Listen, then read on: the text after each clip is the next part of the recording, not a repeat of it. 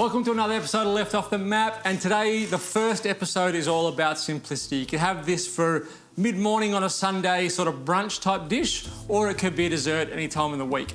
I think it's probably something I would have for a brunch, but I like sort of sweet starts to the day. So pop these into a roasting tray. I've got a glass one here so we can see what's going on. A little bit of honey.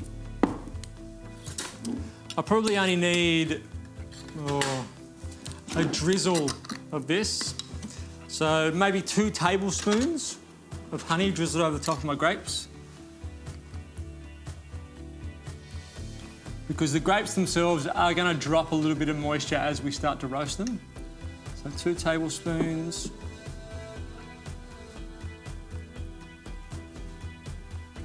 Got some muscovado sugar. So it's a brown sugar, it's almost like a bitter sugar, it's quite dark. A few rosemary sprigs. So that's where that sort of savoury note will come from, even though this is traditionally what you would call a sweet dish. A little bit of vinegar, some red wine vinegar, and a pinch of salt.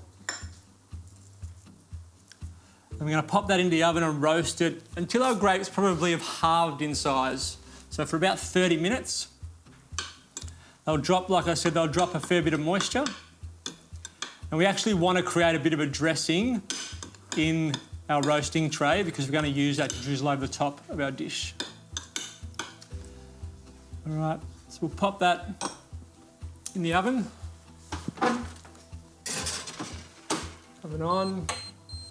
180 degrees for, like I said, about 30 to 45 minutes until those grapes have almost halved in size. The more they reduce down, the more intense the flavour is going to become and the sweeter they'll get.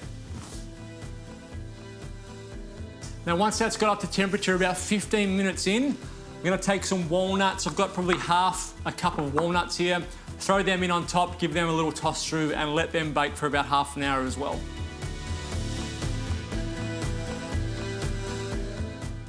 My grapes have been in for about 15 minutes. I'll take them out and have a look at them and we'll pop our walnuts in.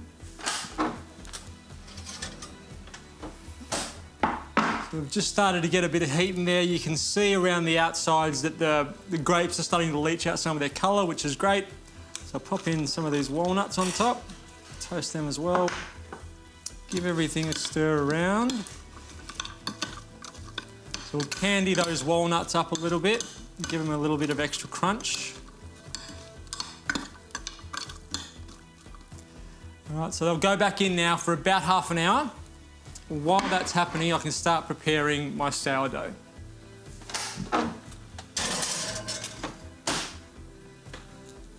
So my sourdough, I'm going to cut a couple of slices. I've got some butter there. You can use oil if you want to. I just like sourdough and butter. You get more of a golden colour when you put it in the griddle pan, so I'm going to use butter. So we'll pop those in our griddle pan, a little bit of butter in there as well. I'm just going to brush our sourdough with the butter and get it nice and golden. So just pop a knob in there. And then as that melts, I'm just going to brush on top. One side for about 2 or 3 minutes, the other side for about 2 or 3 minutes, then turn it off and just allow it to sit.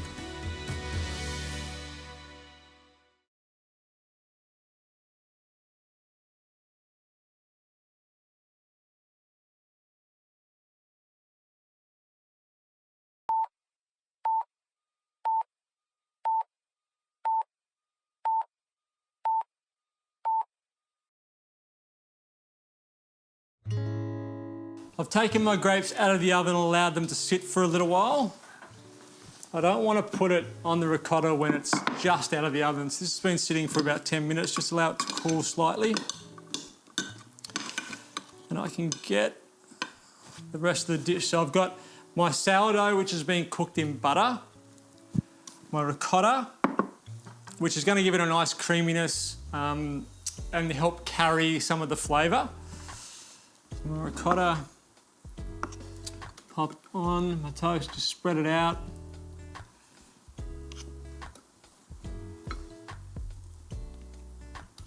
And this is why I think you need sourdough for this, because you need something that's going to stand up to all of this moisture going on top of your bread. And brioche just doesn't do that.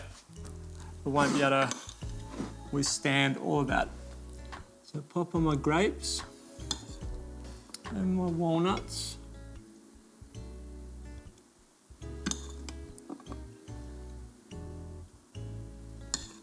Which are still nice and warm, they're definitely warm. But they're just not sort of boiling hot. Oh, that syrup. Oh, it's so good. Yum. Oh. And just get a little bit of as much of that syrup as you can get. And drizzle that over the top.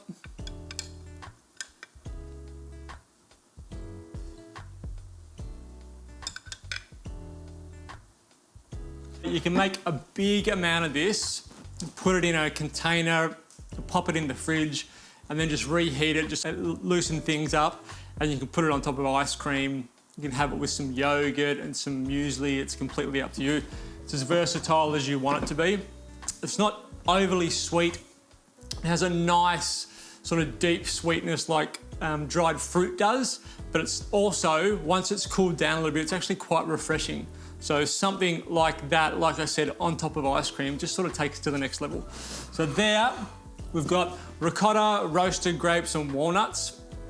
That syrup, you can almost put a little bit of wine in there, like a sweet wine, a little bit of sweet wine, and keep roasting that and try and drop some more moisture out and collect some of the syrup, because the syrup, I think, is the real key to it. That intense flavour that drops out of those grapes and ends up creating the syrup on the bottom of the roasting tray is so, so good. So something you can have as a brunch dish if you wanted to, but it can also double up as a dessert.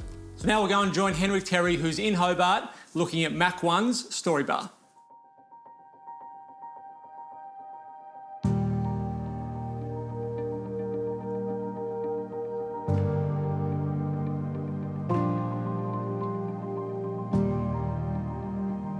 Matteo, thank you for having me in the Story Bar. We're in Macq 1 on the Hobart waterfront, right in the docks. It's an absolutely cracking spot. The Story Bar is exactly what it sounds like. We're in a storytelling hotel. Tell me a little bit more about that. Yeah, well, thank you for coming, first of all, and you're right, it is such a good location to be working at. A little bit about us, we're a storytelling hotel that really encompasses Tasmania, not Hobart alone, everything from its location to its people and the things that people go through every day. And we do that through our rooms, our offerings in food and beverage, as well as our daily interactions with our guests. Yeah, amazing. Matteo, what can people expect when they come to Macq 1 for food and beverages? Fantastic. Well, they can find some real natural connection to local producers. The first interaction that most guests will have with us would be the lounge and the Old Wharf restaurant. When they come in, they just follow this beautiful red carpet into this canopy that we have as a hotel in food and restaurant. All the food and all the produce is done with that real traditional sense of Tasmanian produce and cooking techniques. Yep. And as you move on a little bit through this red carpet, you find yourself here in the Story Bar, where we celebrate a little bit more about society and a lot of spirits and producers that we really get to work with on a daily basis, hand in hand. Okay. Yeah, so this is your domain, the drink side of things, and you're trying to tell, I guess, give a snapshot of our history through the drinks themselves. Yes, that's right. So we essentially start looking at Tasmania from its roots. So when we make the drinks program, both for the restaurant and for the bar, we essentially look at the land, what it has to offer, both from a produce sense to all these beautiful botanicals and climate. And we start looking at how that affects different products. For example, we have beautiful, beautiful climate for some grapes and wines. And we also have some real luscious fruit that we can use into our cocktails. And a lot of producers are also using themselves for making things like gin, whiskey as well, and anything that you can really think of. Matteo, you've got a bunch of Tassie distillers on offer here. How do you tell a story with a drink? Well, it's funny because at first it might seem like such a complicated concept about being a bar. We're a place where people really come in and meet, and you learn so much from people and from the place that you're working with. So we really look at this history of Tasmania that I told you before and what people are telling us and what their interests are. And we choose a lot of ingredients that really showcase what's meaningful to them. Yeah. We have a couple of really beautiful examples where we imagine the story of the average Tasmanian driving through from Snack all the way through Huon Valley, maybe making their way here, and what that experience would be like, and what kind of produce they would run in the way if they were walking here. And we're trying to really, again, connect the whole story of Tasmania into this drink roadmap, like we like to call it. And it all starts through, again, paying respect to the place with 4 sections in the menu. Yeah, can we have a look? Yeah, please.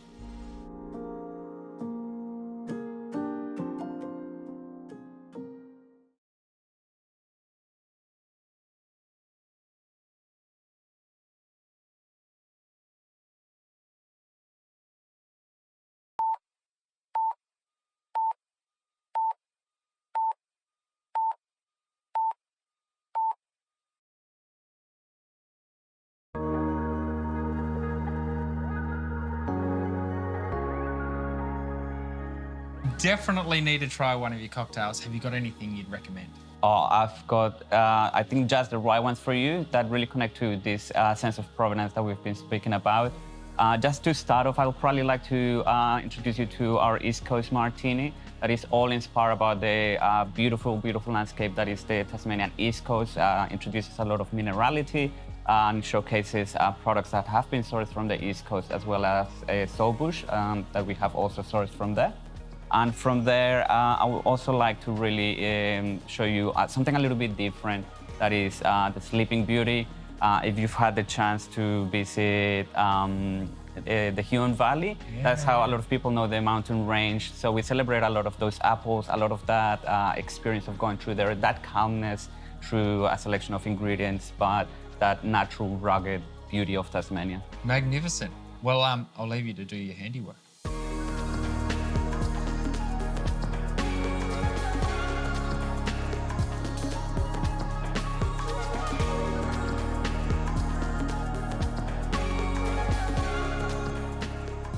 So this is the East Coast Martini we were talking about.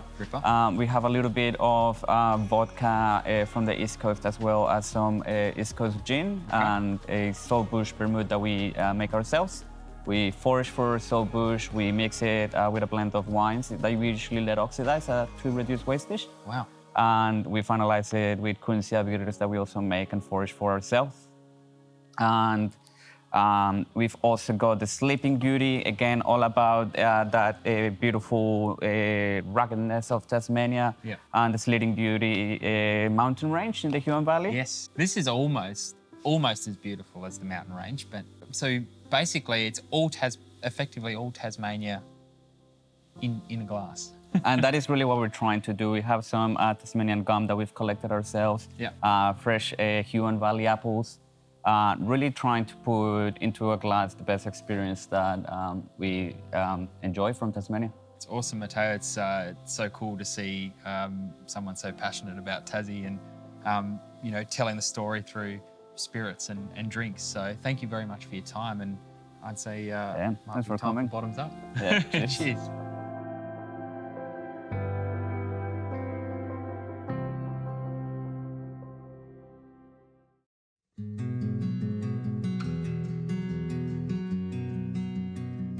Well, Macq 1, the Storytelling Hotel, is still one of my favourite places to stay in Hobart. I love it. Now, I'm making something similar to a risotto, but I'm making a risoni, which is the same thing. Instead of using rice, I'm using pasta, but I'm using pasta in the shape of rice. So the same process we're going to go through. We're going to extract starch from the outside of the pasta to make our risoni nice and creamy. So everything else pretty much stays the same. So in building a good risotto is the same way you build a good risoni. So first thing, I've got some butter, an onion, and some garlic. They're going to be the base. of our risoni. I'm going to dice my onion. Vertical, horizontal, or Y and X. And when I'm making risottos or risonis, I like to use butter. Don't know, it's just a personal preference. Thinly sliced garlic into a pot, some butter, about 75 grams of butter, 1 brown onion. I'm going to turn that on and cook it quite gently on a medium to low heat. I want my butter, my onion and my garlic to mix together and really saute quite softly until my onion is translucent. Once we've got that done, I'm going to start to add in my stock.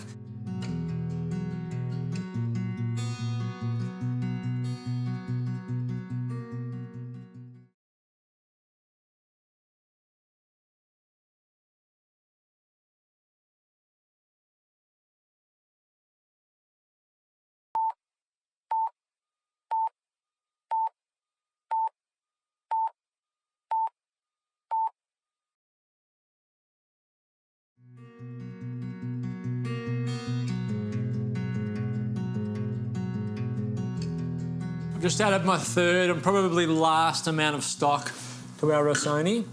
And you can see it's nice and creamy. It's going to get creamier as this sort of thickens for its last amount.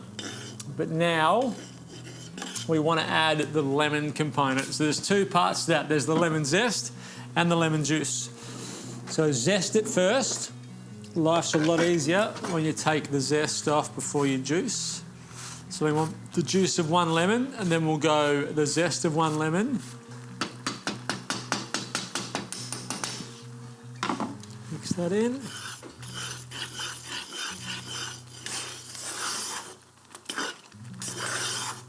I'm going to turn that heat right down now. So the juice.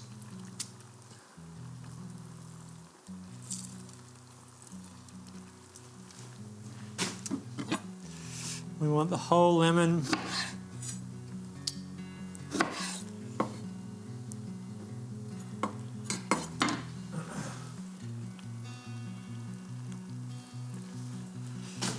This juice really will help cut through that creaminess from all that starch.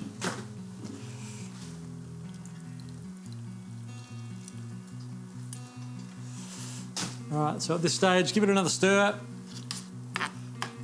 All right, so into that, our parsley. Decent amount of parsley, lemon, parsley, salmon go really well together.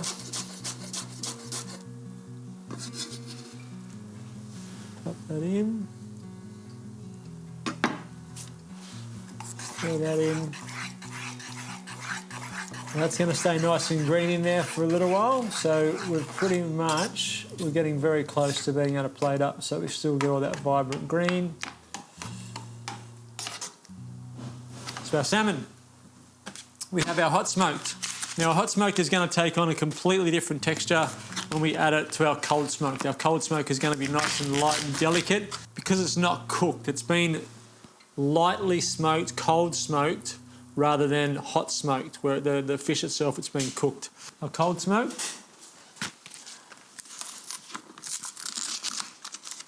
The amount of cold smoked I've got here is going to be a little bit more than the hot smoked we had, so I'm not going to need anywhere near as much. But if I open that up and probably take out half of the cold smoked salmon that I've got here. So if we cut that in half, take that little tail portion. And then I just want to sort of dice this into 1 centimetre dice.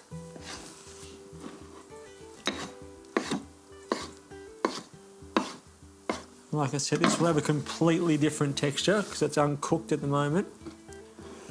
And we have turned the heat off, so it's just going to gently poach that through in that risotto. Just Been joined in the kitchen by my little girl who just got home from school. So if you go over there, darling, you'll pick your favourite bowl. Well done. That one's perfect. Spoon some of our risotto into our bowl. And it should jiggle like that, so it shouldn't sit up high. It should be nice and flat like that. Going to give it a last little drizzle of lemon juice. You like lemon juice, don't you?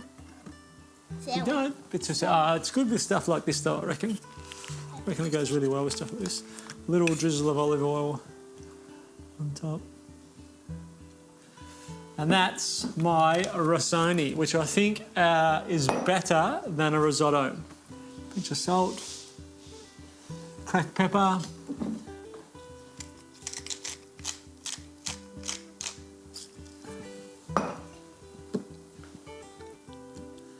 Give it a try. What do you reckon?